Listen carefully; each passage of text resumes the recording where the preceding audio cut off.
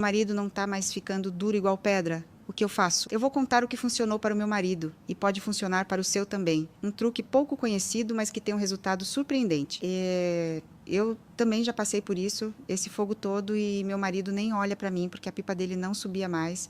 Procuramos vários médicos diferentes, todos diziam que era por conta da idade, mas isso não é verdade. É o que eles querem que a gente acredite para ficar gastando com azulzinhos. Eu estava cansada de ouvir as mesmas coisas dos médicos, louca para cavalgar no meu homem, e ele lá, murcho. Comecei a pesquisar por conta própria, né, o que as pessoas dos outros países usam, e achei um estudo que falava sobre os haitianos, o quanto ela grande, grosso, parecia um cogumelo gigante. Lá dizia que eles usam um truque desde pequenos para não ter micros, você sabe. E principalmente para nunca falharem na vida, mesmo depois de velhos. Então, imagina só, um velho de 70 anos ser ativo e com um cogumelo gigante. Que delícia, né? Eles chamam de truque do cavalo. Lá tinha o link de um vídeo que ensinava todo o passo a passo. Obviamente que anotei tudo e testei com meu marido. Cara, que delícia, que delícia. 15 segundos depois do truque, meu marido já parecia um cavalo de tão grande e eu me acabei. Foi melhor do que qualquer azulzinho que ele já tomou. E sabe qual é o melhor? É feito com ingrediente que todo mundo tem no armário de casa e deixa lá estragando, esquecido. Bom, vocês querem saber que truque é esse, né? Vou deixar o link do vídeo aqui. Preste atenção em todo o passo a passo. É só clicar no botão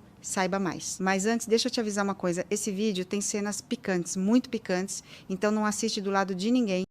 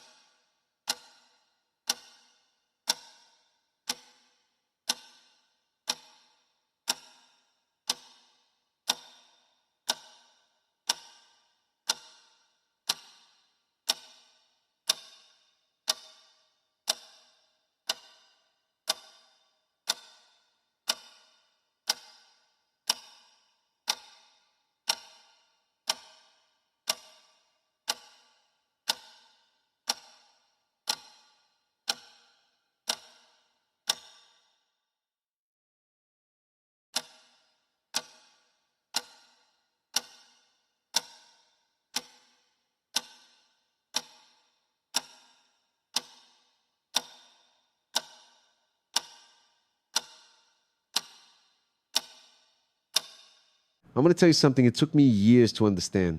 And maybe by the end of this conversation, it'll make as much sense to you as it finally made to me. For a long time in my life, I did everything right. I woke up early, I worked hard, I kept my word, I paid my bills, carried my responsibilities, did what's expected of someone who's trying to make it. On the outside, it looked like everything was in place. But on the inside, there was an emptiness I just couldn't explain. I was tired all the time. Not the kind of tired a good night's sleep fixes. It was something deeper, a tiredness of the soul. I was always chasing something, telling myself that once I reached the next goal, I'd finally feel at peace. But I'd get there, and the peace never came. What came was only the next goal. And the next. And the next. It was like climbing a staircase that never ended without ever stopping to ask if it was even the right staircase to begin with. Let me be honest with you about where I was. I had confused movement with direction. I was busy every single moment, but I wasn't going anywhere that actually mattered. I woke up reacting. I went to sleep reacting. I spent entire days putting out fires, answering to what everyone else wanted, living on autopilot. And in the few quiet moments when the house went still and it was just me and myself, I felt deep down that I was living someone else's life a life that looked right on paper, but had nothing to do with who I really was. And what did I do with that discomfort? I blamed everything out there. I blamed time, which was never enough. I blamed circumstances, which were never in my favor. I blamed people who never understood. I blamed luck, which always seemed to smile on everyone but me. It was always something on the outside holding my life back. Always an external villain, always an excuse, ready to go. Until one day, something happened. It wasn't anything big. It wasn't a tragedy, and it wasn't a miracle.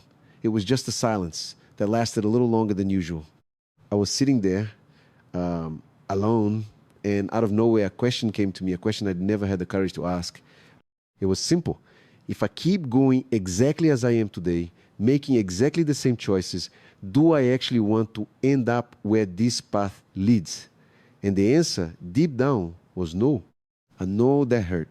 But an honest no, and in that same instant, a second realization hit me. And that one was the hardest to swallow. I realized that the one thing all my problems had in common was me. It wasn't the circumstances. It wasn't the people. It wasn't luck. It was the way I thought, the way I chose, the way I treated myself on the inside every single day without even noticing. That might sound like a harsh thing to realize, and it is. But it was at the same time the most freeing moment of my life. Because if the problem were only out there, I'd be a prisoner of the outside world forever. But if part of the problem was in me, then part of the solution was in me too. And for the first time in a long time, I felt like I had some power over my own life. That was the beginning. Not of some dramatic change from the outside in, but of a quiet shift from the inside out. The first thing I changed wasn't my routine. It wasn't my job. It wasn't anything out there. It was the conversation I was having with myself. Because I noticed something frightening. I spent the whole day sabotaging myself on the inside, beating myself up over everything, shrinking myself with every mistake, comparing myself to everyone all the time. The voice that lived in my head was the voice of someone who didn't like me, and I kept listening to that voice as if it were the truth. So I asked myself another question: would I talk to someone I love the way I talk to myself? And the answer was never. Not in a million years. I would never treat a friend, a child, someone dear to me with the harshness I treated myself with every day. And right there, I understood that you can't build a big life while you're tearing yourself down on the inside. So I started to change that, slowly, not overnight. Every time that harsh voice showed up, I'd catch it, breathe, and trade it for a voice that was firmer and kinder. It wasn't some nice self-help slogan. It was practice, repetition, day after day. At first, it even felt forced. But over time, it became natural. And something I didn't expect happened. When I changed the way I spoke to myself, I changed the way I acted. Someone who treats himself with respect starts making more dignified choices. That was the first choice. And it opened the door to all the others. Now, I have to be honest with you about something. Because I hate when these stories get told like they were perfect. It wasn't a straight line. I slipped many times. There were days the old voice came back full force. There were weeks I gave up on everything I'd started and went right back to autopilot. There were moments I looked back and thought, it's no use, this is just who I am. But that's where I learned the most important lesson of all. What changes a life isn't never falling. It's the speed with which you get back up. It's not about being perfect. It's about being stubborn in the right direction. Every time I fell and came back, I came back a little faster. And that maybe was the real turning point. I stopped demanding perfection from myself, and I simply refused to quit. The second choice was a stranger one for me. I decided to slow down. For someone addicted to being busy, stopping felt like a waste. It felt like laziness. It felt like falling behind. But I started setting aside a few minutes of my day just to be in silence. No phone, no noise, producing nothing. Just me, my breathing, and the attempt to reconnect with myself. At first, it was uncomfortable. Very. My mind screamed. My thoughts tripped over each other. That anxiety came up, the kind you feel when you think you should be doing something else. But I kept at it. And over time, in that silence, something began to settle. The waters that were always stirred up started to calm. And when the water settles, you can finally see the bottom. It was there, in that space, that I found something I had lost without even noticing. A sense of connection with something greater than me. With a purpose I could feel pulsing behind my choices. with the wisest part of myself, the part that always knew the right way, but lived drowned out by the noise of daily life. That's when my spirituality stopped being a distant word and became something real, concrete, lived day by day. Not as a religion I followed out of obligation, but as a presence I had finally stopped to listen to. And in that reconnection, two things began to grow inside me, slowly, like roots. The first was gratitude. I used to keep my eyes glued to what was missing, always on the next achievement, on what I didn't have yet, on what others had and I didn't. So I started a simple practice. Every day I'd pause for a moment and really look at what I already had. The health, to be able to breathe, the people who were there, a roof, bread, one more day. It sounds small, but when you start to see what already exists, your whole world changes color. And here's the curious part. It wasn't my life that changed first. It was the way I was looking at it. Life came after. The second thing that grew was faith. And I'm not talking about a passive faith that waits with its arms crossed for the sky to fix everything. I'm talking about a faith that acts. The confidence to do my part with everything I have, the best I can, and to hand over in peace what doesn't depend on me, because I used to try to control every detail, every outcome, every reaction from other people. And it was eating me alive.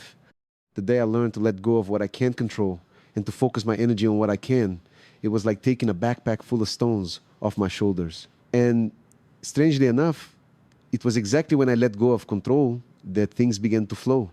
From that point on, my life became a sequence of small, repeated choices. And I want to tell you what they were, because they're available to you too right now. I chose to protect my energy. I stopped spending my time and attention on what drained me, on arguments that led nowhere, on news that only dragged me down, on demands that weren't even mine to carry. Your energy is your most valuable asset, and almost no one teaches you to protect it. I chose my company carefully. I noticed a hard truth. We become the average of the people we spend our time with. So I started getting closer to those who lifted me up, who pulled me forward, who talked about dreams instead of just complaining. And I stepped away without guilt, without a fight, quietly from what was making me sick on the inside. It wasn't easy, but it was necessary. I chose to honor the word I gave to myself. I was always careful with the promises I made to others, but the ones I made to myself, those I broke without the slightest guilt. So I flipped it. The promises I make to myself now matter just as much as the ones I make to anyone else. And do you know what happens when you start keeping the promises you make to yourself?